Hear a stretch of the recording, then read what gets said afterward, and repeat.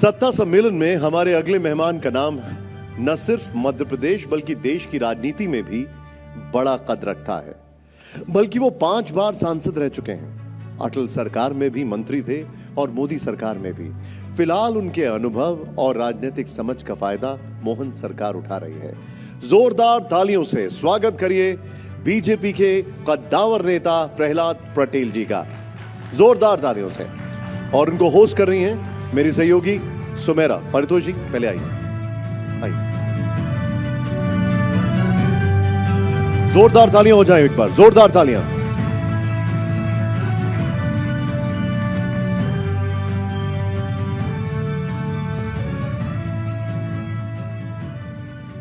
बहुत स्वागत है प्रहलाद जी टीवी 9 भारतवर्ष के सत्ता सम्मेलन में हमारे साथ आकर चर्चा की शुरुआत करने के लिए।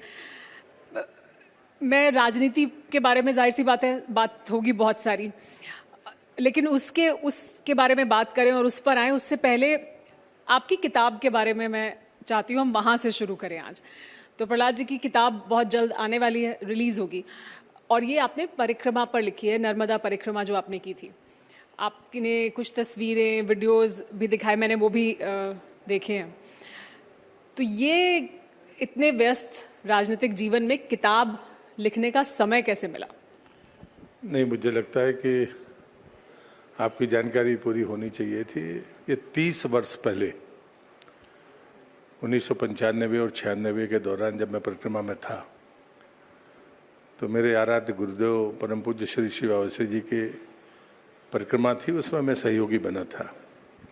सक्रिय राजनीति में था, लेकिन अचानक उनकी सेवा करते चला गया। वो कालखंड लंबा है, 3, साढ़े 3, पौने 4 साल का। उस बीच में जब मैं चतुर्मास कर रहा था तो जो चीज़ें मुझे समझ आती थी वो मैंने लिखी हैं।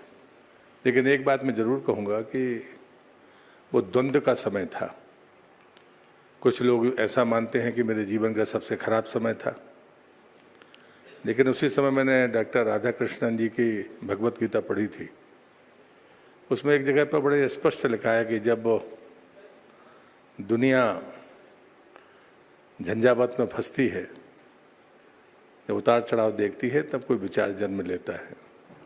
तब मैंने ये चीज़ें लिख दी थी। और जो परिक्रमा में मेरे आराध्य परम पूज्य श्री अवस्थी जी जो कहते थे, मैं उन्हें वाणियों के तौर पर लिख लेता था। मैं आज भी मानता हूँ कि जो उन्होंने कहा था वो परिक्रमा का सार है, और जो मैंने लिखा वो कृपा सार। ये 30 साल पहले मैंने लिख दिया था, लेकिन मैं उसको छपने नहीं दिया। मैं देश का संस्कृति मंत्री भी था, लेकिन उस पुस्तक को मैंने प्रकाशित नहीं होने दिया। जब भी मैं 65 वर्ष का हुआ तो मेरे सहयोगियों ने सबने मिलकर तय किया कि इसको छप जाने दीजिए। तो वो 30 साल बाद जब मैं 35 साल का था, तब जो मन में आता था एक नौजवान होने के नाते उस उम्र में, वो लिखा है। बहुत जल्दी 14 तारीख को मैं सौभाग्यशाली हूँ कि परम पूज्य सरसंघ चालक जी उसका विमोचन करेंगे। ये मेरे लिए गर्व की बात है। उसके बाद सामने आएगी पुस्तक। आपने कहा कि जब आपने वो परिक्रमा की तब एक समय था, लोगों को ऐसा लगता था कि बड़ा मुश्किल समय है आपके लिए, लेकिन आपने उससे भी बहुत कुछ सीखा, एक नया विचार जिसने जन्म लिया। क्या रिविजिट या ये कि अब छपे, इसकी जड़ में भी क्या कोई ऐसा द्वंद्व है? क्या इस समय भी ऐसा कोई द्वंद्व है? नहीं, मैंने जब अपने मित्रों को सहमति दी थी, तब ये कल्पना नहीं थी कि परम पूज्य सरसंघ चालक जी इसका विमोचन करेंगे। सहमति दी थी कि छप जाने दीजिए। लेकिन आज कोई द्वंद्व नहीं है। आज मैं बहुत आनंदित हूँ, और मैं ये मानता हूँ कि शायद जिसके सामने वो पुस्तक जाएगी, बहुत सारे लोगों की उम्र 35 को पार कर गई होगी। 35 साल की उम्र में कोई राजनीतिक कार्यकर्ता अपने गुरुदेव की कृपा से कुछ सोचता है, करता है, और उसके बाद लिख देता है। वो सामने आएगा तो फिर मूल्यांकन समाज करेगा। इसमें मैं खुश हूँ, मुझे कोई दुविधा नहीं। नहीं, लेकिन आप खुश तो मुझे लगता है इतने हैं कि आप के बयान नहीं बहुत सुनाई देते। आपके जिस तरह की एक आक्रामक छवि आपकी इससे पहले दिखाई देती थी, वो नहीं दिखाई देती। तो ये जरूर है कि आप बहुत प्रसन्न हैं या एकदम शांत हैं, लेकिन इतने शांत हो गए कि बयानों में भी नहीं दिखते। ऐसा क्यों? परसेप्शन आप लोगों ने जो बनाया था वैसा व्यक्ति होता नहीं है। ये उस पुस्तक से भी साबित होगा। बहुत सारे लोगों ने मेरे बारे में न जाने कितनी राय बनाई है। झूठे वो साबित हुए, झूठे मैं साबित नहीं हुआ। मेरे सामने बड़ा साफ है। मेरे गुरुदेव ने कहा था कि सत्य प्रताड़ित हो सकता है, परास्त नहीं हो सकता। फिर एक संघर्ष का मध्याह्न आया तो उन्होंने कहा कि सत्य प्रस्तुति के लिए, स्तुति के लिए नहीं, किसी के दरवाजे पर जाकर याचना करने की जरूरत नहीं है। और आखिरी में जब मैंने आपा खोया, मुझे संदेह होने लगा अपने आप पर, तब उन्होंने कहा था कि सत्य को प्रमाण की नहीं, प्रणाम की आवश्यकता है। इसलिए मेरे व्यक्तित्व के बारे में लोग क्या सोचते हैं, उनका परसेप्शन क्या है और मैं क्या हूँ, ये सब फर्क हो सकता है। मैं उनको दोषी नहीं ठहराता, लेकिन मैं तब भी ऐसे ही शांत था, आज भी इतना शांत हूँ। इतनी छोटी उम्र में संसद में गया, तब से लेकर इतना लंबा कालखंड बीत गया, 89 से 2025 आ गया। अगर मैं कलंक से बचा हूं तो इसी ताकत का परिणाम है। आपने जैसा कि कहा भी कि आप इतने युवा थे तब जब आप संसद गए, और इतने लंबे समय तक आपने केंद्र की ही राजनीति की। हमने तब भी बात की थी जब आपको ये जिम्मेदारी दी गई थी कि आप मध्य प्रदेश आए। और अब मैं आपसे दोबारा वो सवाल इसलिए पूछ रही हूँ क्योंकि अब वो समय बीत गया है, काफी समय से अब आप यहाँ पर हैं। तो केंद्र की राजनीति जब आप करते हैं और इतने लंबे समय तक आप सिर्फ वहीं की राजनीति करते हैं, फिर प्रदेश में आते हैं, तो अब कैसे उसके बीच में तारतम्य बैठ रहा है? क्या बदलाव आप महसूस कर रहे हैं? कैसे आपने एडजस्ट किया है? एडजस्टमेंट है बड़ा ये? आपके दो प्रश्न के दो हिस्से हैं। एक तो जब मैं केंद्र से राज्य में आया तो क्या महसूस करता हूँ। श्रद्धेय अटल बिहारी वाजपेयी जी कहते थे कि काम छोटा और बड़ा नहीं होता। जब मैं दिल्ली में था तो कभी राज्य की राजनीति में कभी किसी ने दखल देते हुए मुझे नहीं देखा होगा। आज राज्य में हूँ तो मैं दिल्ली नहीं आता हूँ, क्योंकि सारे जीवन मैं दिल्ली में रहा हूँ। ये आपको तय करना है। हाँ, एक फर्क जरूर मुझे लगता है कि जब दिल्ली की राजनीति आप करते हैं तो वहाँ पर सिर्फ आंकड़ों को देखते हैं और उसके बाद आप अपनी धारणा बनाते हैं।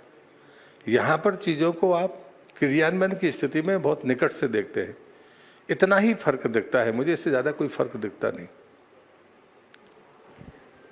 आपने मेरा जो राजनीतिक सवाल था उसको काम पर लाकर वहीं पर खत्म कर दिया, लेकिन मैं फिर वापस वही पूछूंगी कि इतने लंबे समय में यहाँ आने के बाद किस तरह का कोऑर्डिनेशन है? आपका जो एक्सपीरियंस है सेंटर का, उसका कितना यहाँ लाभ सरकार उठा पा रही है? आपका किस तरह का तारतम्य मुख्यमंत्री जी के साथ है? मेरे पास में ग्रामीण विकास मंत्रालय है, पंचायत है, उसमें श्रम मंत्रालय है, 3 है। वो तीनों का मेरा अतीत से वास्ता है। मैं केंद्र में रहा हूँ तो ऐसा कोई समय नहीं है जब मेरे पास में कृषि और ग्रामीण विकास की कोई स्टैंडिंग कमेटी या कंसल्टेटिव कमेटी ना रही हो। ये मेरी शर्त होती थी कि मुझे एक चाहिए। फिर मैंने 4 साल असंगठित क्षेत्र के मजदूरों के बीच में काम किया।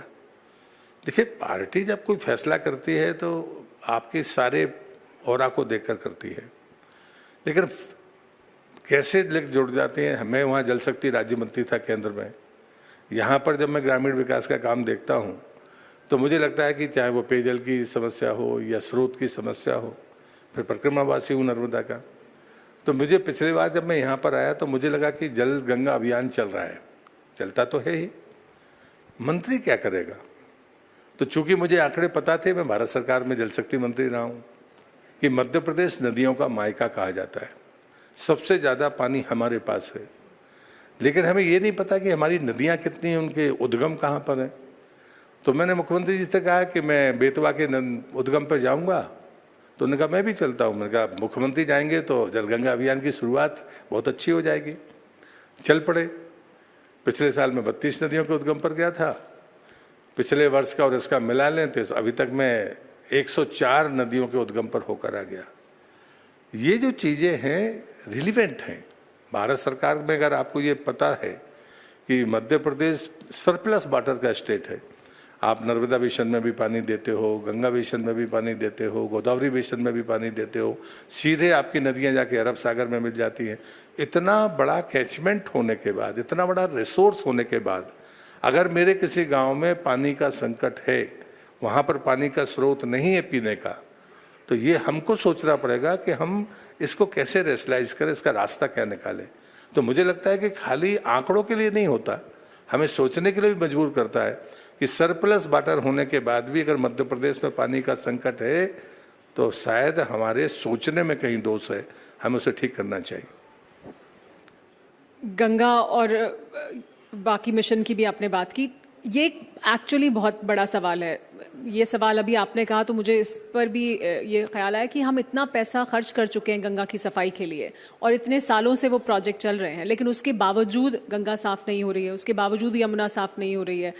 तो ये सवाल तो अभी भी उसी तरह से बना हुआ है, वो कैसे हल होगा? क्योंकि लंबे समय तक तमाम इतने पैसे खर्च करने के बावजूद कुछ होता नहीं है। ये तब बंद होगा जब हम नदी को नाला बनाने से बाज आएंगे। आप सरकार पर इसका बोझ मत डालिए। हमारी गलती है कि हम नदी को नाला बनाने पर उतारू है, नदी को नहर बनाने पर उतारू है। मैं मध्य प्रदेश के उस जिले से आता हूँ जहाँ एशिया महाद्वीप की सबसे उपजाऊ भूमि है, लेकिन वहाँ पर आज 5 नदियाँ हैं, 5 में से एक भी बारहमासी नहीं, सारी बड़ी नदियाँ हैं। और हमारे नहर से जब पानी आके उसमें डालते हैं और उसमें पानी आता है तो हम खुश हो जाते हैं। तो हम तो नदी को नहर बनाने पर आमदा है। अगर कचरा नदी में है, यदि हम नहीं डालेंगे तो नदी में कचरा कहीं से नहीं आता, हम डालते हैं। तो नदी को नाला बनाने की प्रवृत्ति हमें ठीक करनी पड़ेगी। सरकार तो बाकी काम कर देती, नदी कर लेती है। नदी बरसात में अपना साफ सफाई खुद कर लेती है।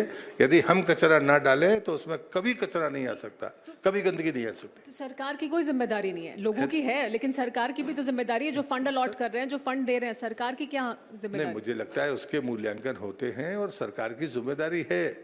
ऐसा नहीं कह रहा हूं मैं कि गंदगी आपने डाल दी तो सफाई नहीं होनी चाहिए, सफाई सरकार कर रही है। लेकिन मैं कह रहा हूं जब स्रोत ही नहीं रहेगा तो आप बड़ी नदियों को बारहमासी कैसे कर सकते हो? मैं मध्य प्रदेश में रहता हूं, तो हम तो ग्लेशियर के से पानी नहीं लेते ना, हम तो पहाड़ से पानी लेते हैं। वृक्ष नहीं होंगे तो पानी कहाँ से आएगा? तो हमको सारी चीजों पर विचार करना पड़ेगा। मैं स्रोत की बात कर रहा हूँ। कल पानी आप लोग अपने आने वाली पीढ़ी को कहाँ से देंगे? गंदगी तो एक ऐसी चीज है जिसको आप ठीक कर सकते हो। जागरूकता अच्छी होगी तो लोग मान जाएंगे, तो गंदगी नहीं होगी। और ऐसा हुआ, कोरोना में कोई नदी गंदी नहीं दिखती थी। तो ये फर्क है। अच्छा प्रहलाद जी, एक और सवाल बहुत अहम कि मध्य प्रदेश का जब हम टूरिज्म का ऐड देखते हैं तो अजब गजब मध्य प्रदेश की बात होती है। मध्य प्रदेश में गजब के घोटाले भी होते हैं। इस पर मैं चाहूंगी जरूर आप बताएं कि सांप घोटाला, सांप को काटता है लोगों को, उसके लिए पैसे दिए जाते हैं। एक ही व्यक्ति को 30 बार मिल गया, वो व्यक्ति जिंदा भी है। बर्तन घोटाला, तमाम तरह के घोटाले हैं, इस तरह के घोटाले। तो ये अजब गजब घोटाले मध्य प्रदेश में क्यों हो रहे थे? नहीं, मुझे लगता है कि आप कितनी पुरानी बात कर रही मुझे नहीं पता।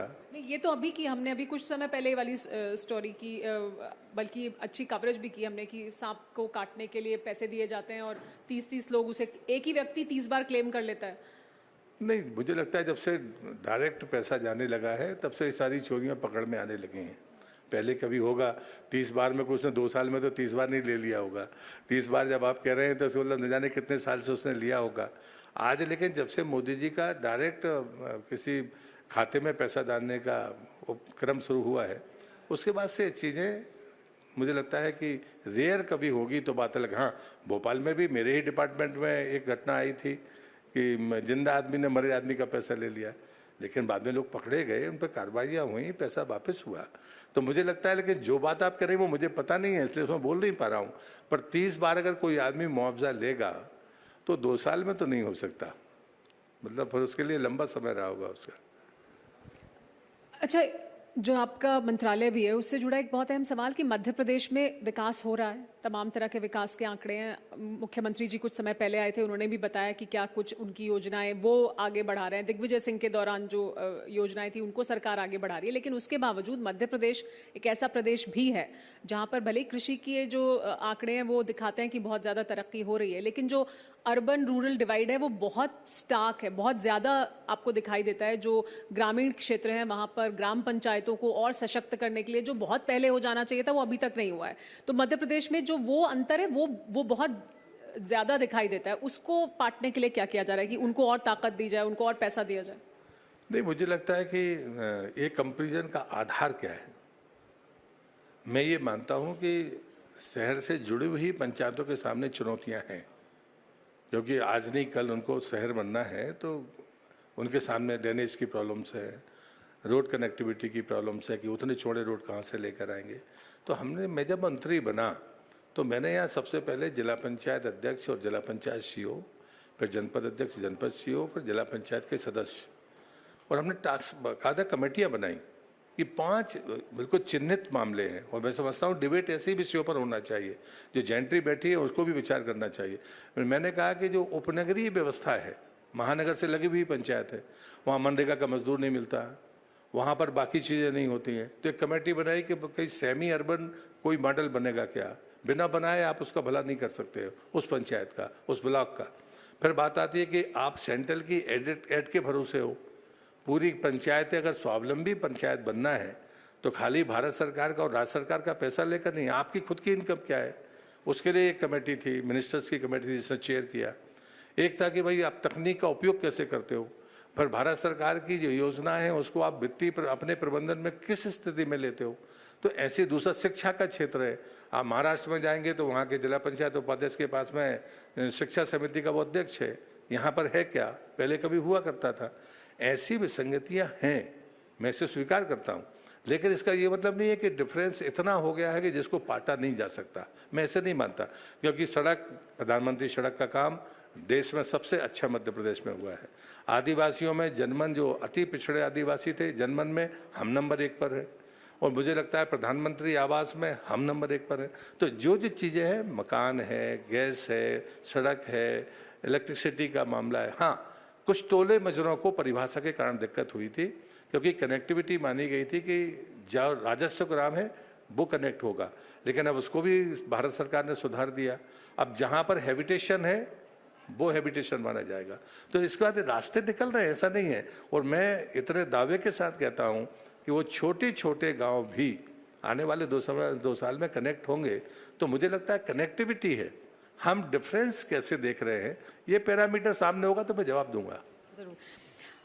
एक बड़ा सवाल आजकल जो देश में राजनीतिक विमर्श का मुद्दा है वो है जो राहुल गांधी और जो कांग्रेस पार्टी और विपक्ष उठा रहा है, वोट चोरी का मुद्दा। वो उसको लेकर यात्रा बिहार में उन्होंने की। यहाँ मध्य प्रदेश में भी कांग्रेस पार्टी के नेता जो हैं उन्होंने कहा कि यहाँ मध्य प्रदेश में भी देखिए वोट चोरी हुआ है, और उन्होंने भी कुछ दस्तावेज और डॉक्यूमेंट दिखाए। तो ये मध्य प्रदेश में भी उनका कहना है कि ये हुआ है, यहाँ पर भी ये उतना ही बड़ा मुद्दा है, वो यहाँ पर भी यात्रा निकाल रहे हैं।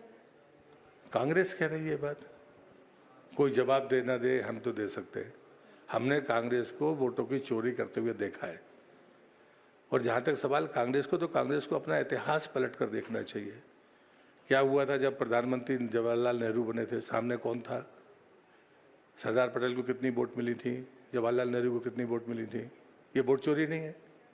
आपातकाल में क्या होता था, जब यहीं इसी प्रदेश में बुंदेलखंड में किसी बूथ पर एजेंट नहीं बैठ सकता था कांग्रेस के डर के कारण। मेरे जैसे लोग नेता बने हैं तो उसी अन्याय के खिलाफ खड़े होकर बने हैं। उमा भारती अगर नेता हैं तो इसी अन्याय के खिलाफ लड़ने के बाद हम नेता हैं। बूथ पर एजेंट नहीं बैठ सकता था, और तो और छोड़ दीजिए, ब्राह्मण बैठ सकता था, दूसरी जाति का व्यक्ति एजेंट नहीं बन सकता था, क्योंकि ब्राह्मण को वो मारते नहीं थे। ये हमने अपनी आंख से देखा है। ये कांग्रेस हमसे सवाल करेगी? ये नहीं है, ये गलत बात है। और इसलिए मुझे लगता है कांग्रेस अगर ये बात कहती है तो इससे ज्यादा और दूसरा मजाक नहीं हो सकता। नहीं, लेकिन वो आपसे थोड़ी, वो तो चुनाव आयोग से सवाल पूछ रहे हैं। वो कह रहे हैं कि चुनाव आयोग जवाब दे, चुनाव आयोग जवाब नहीं देता, बीजेपी के नेता जवाब देते हैं, वो भी यही कहते हैं। चुनाव आयोग जवाब दे तो वो बीजेपी का हो जाता है, बीजेपी का नेता बोले तो चुनाव आयोग क्यों नहीं बोल रहा है? ये कांग्रेस कभी, मेरी एक सलाह है, वो मांग नहीं रहे, लेकिन मैं उनसे कह रहा हूँ कि ऐसा मजाक मत बनाइए राजनीति को। कांग्रेस को कभी भ्रष्टाचार पर बात नहीं करनी चाहिए, कभी वोटों की लूट पर बात नहीं करनी चाहिए। अगर राजनीतिक तानाशाही की बात आएगी तो कांग्रेस को इस पर चर्चा नहीं करनी चाहिए। जब भी वो करेगी तो मुंह की खाएगी, क्योंकि उनका इतिहास कलंकित इतिहास है, उनको इस पर बात नहीं करनी चाहिए। कांग्रेस पार्टी ना करे, लेकिन अगर कोई समस्या है या अगर लगता है कि कहीं कोई कमी हुई है तो उस पर चर्चा तो होनी चाहिए या नहीं? नहीं तो कांग्रेस को अधिकार नहीं है कांग्रेस ना करे, बाकी लोग क्या कहना चाहती हैं? लालू करें, बाकी लोग लालू करें, बाकी लोग कर सकते हैं। जो लोग वोट चोरी की बातें कर रहे हैं उनका इतिहास ये देश जानता है। मतलब इसलिए मैं कह रहा हूँ ना कि ऐसे लोगों को कम से कम ये बातें नहीं करनी चाहिए। अब लालू सिद्धांत की बातें करेंगे कि नहीं वोट नहीं लूटती है, कौन विश्वास करेगा? तो ये मुझे लगता है गलत हुआ है। तो आपके पास कोर्ट है, आप कोर्ट के पास जाना नहीं चाहते हो, आप सदन में बात करना नहीं चाहते हो तो आप करना क्या चाहते हो? आपने अभी एक और बहुत अहम बात की कि आप इन्हीं मुद्दों के खिलाफ खड़े हुए और फिर राजनीति में आए और फिर आगे आए। उमा भारती जी ने वहीं से उस तरह की अग्रेसिव उनकी भी एक छवि थी और वो वहाँ से राजनीति करते हुए आगे बढ़ी। अभी मध्य प्रदेश में 17 ऐसे शहर हैं, धार्मिक शहर, जिनको ड्राई शहर घोषित किया गया, शराबबंदी है वहाँ पर। उमा भारती जी का कहना है कि पूरे प्रदेश में ही होनी चाहिए। क्या आप भी इससे सहमत हैं कि पूरे प्रदेश में होनी चाहिए, और क्या उस तरफ मध्य प्रदेश सरकार बढ़ रही है कि पूरे प्रदेश में हो शराबबंदी? देखिए, मूलतः हम नशाबंदी के समर्थक हैं। मैं मानता हूं कि नशे की गिरफ्त से समाज को बाहर लाना हमारी राजनीतिक और सामाजिक जिम्मेदारी है, नैतिक जिम्मेदारी है। मैं उसका समर्थक हूं। मैं किसी को कोट करके नहीं कह रहा हूं, लेकिन जहां तक सवाल मेरा है, मैं उसके लिए संकल्पित हूं और मैं उस रास्ते पर सदैव चलता हूं। इसमें कभी दाएं बाएं नहीं देखता हूं। बहुत शुक्रिया प्रहलाद पटेल जी हमारे साथ आने के लिए, इस चर्चा में सभी सवालों का जवाब देने के लिए अपने खास अंदाज में। बहुत शुक्रिया, धन्यवाद। धन्यवाद टीवी 9।